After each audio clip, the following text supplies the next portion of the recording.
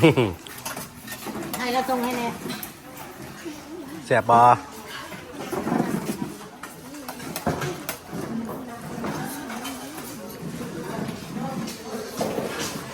หนองเฮียนลอยไปกว่าคนนะหนองเฮียน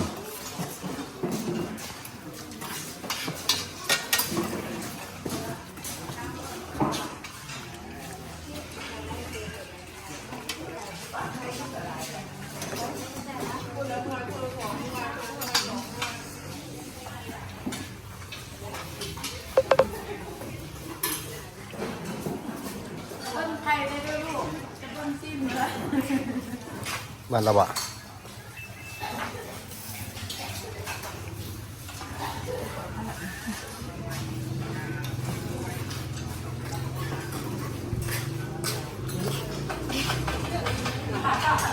เป็นวิธีมอบนะมอบพื้นก่อนการเรียนการศึกษา